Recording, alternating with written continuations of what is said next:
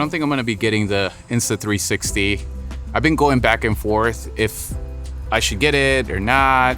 I just don't think that it's going to add to my workflow.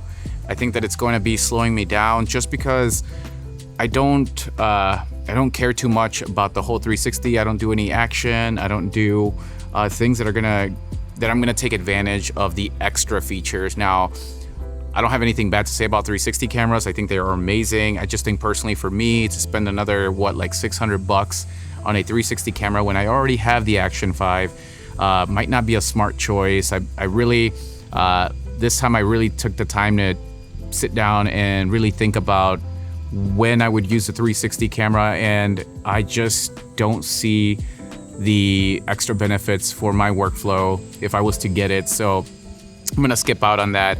And one of the biggest things I think that DJI did here that was a big deal breaker for me was the fact that the lenses aren't even like replaceable. So if you like drop this thing, it's pretty much broken. I think if you get the care plan, you get like one free lens replacement, which means you have to send it in, and that's just a lot of work and just something extra that you have to do, and you can't just easily replace it versus like the Action 5. If you break that, you can just buy the little screw-on lens cover or whatever, and it's only like, I believe it's like $30, $35, and you have the Action 5 ready to go. For me, the Action 5 provides everything that I need. It makes my workflow super easy. I love the form factor. I love that I can just throw it in my pocket without having to put a cover on it or anything like that. It's also waterproof.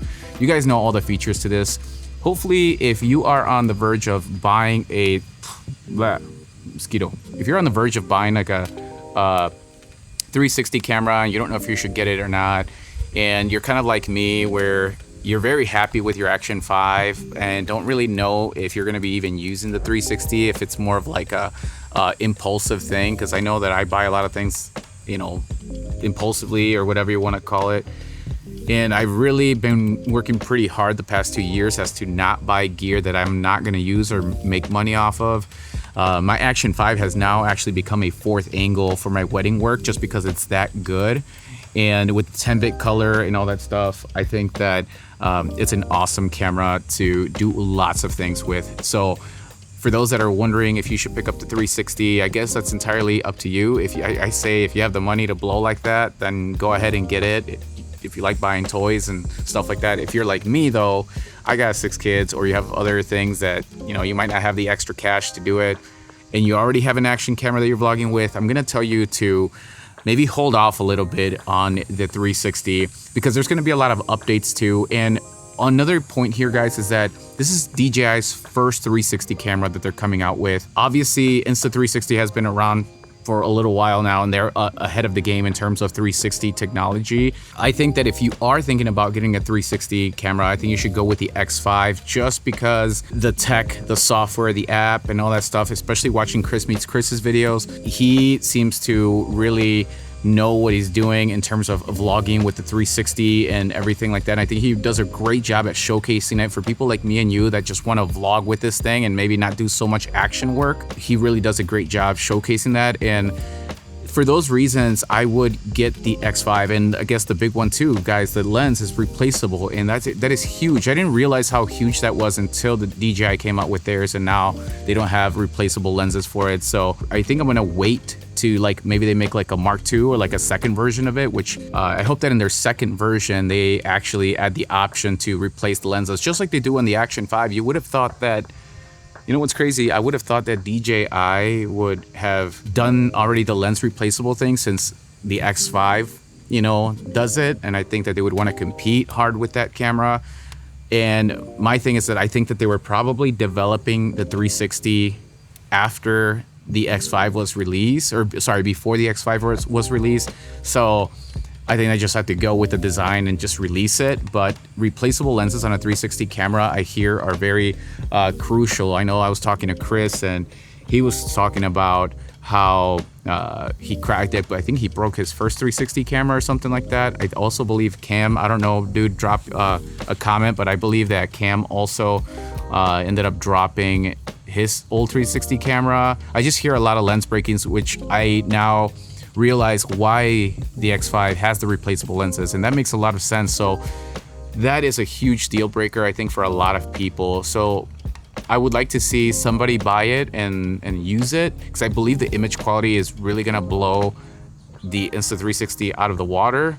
And the color too, the 10-bit color D-Log is amazing. As you guys know, all my vlogs are D-Log, and I love color grading D-Log. It's amazing, and the quality that it packs on that image, it's just unbeatable in terms of like action cameras and 360s and stuff like that. For those points, I don't think I'm gonna be picking up a 360 camera for vlogging or anything like that. If anything, I'll probably just wait for the Action 6, because I like the form factor of the Action camera. Hold on guys, let me stand up a little bit. It's kind of hot here in the sun. I'm not gonna lie, I've been on like a creative block lately. I think I've just been so busy filming. Last night I had an awesome day of filming out in Chicago. I was out in Wrigleyville and filming for this artist. I'm creating a documentary film, and right now I'm in the stage of gathering all the B-roll before I do all the interviews and for the band players and the main artist and everything like that. But I got some really awesome footage that I can't wait to show you guys here. I'll play like a little B-roll clip right now so you guys can see you know, what I've been getting and stuff like that. But it's been a very busy season, and it's honestly right now I've only had a little bit of time to like bring out a vlog, maybe a week, if even that. So I think a lot of my vlogs coming up are going to be kind of like this, where they're more like sitting down and talking to the camera. I might be using my professional gear for those, just because it's more of a stationary shot, and so because there's not a lot of movement, I think that making it look a little cinematic is probably going to be a little cool. And just to change up the look, you guys know, as a creative, I'm always looking like different ways to like keep that spark going, and it's really nice to change up the sauce every once in a while. So that's where I'm at, guys. I'm not going anywhere. I'm still gonna be vlogging. I appreciate everybody that's been consistent watching my videos and stuff like that.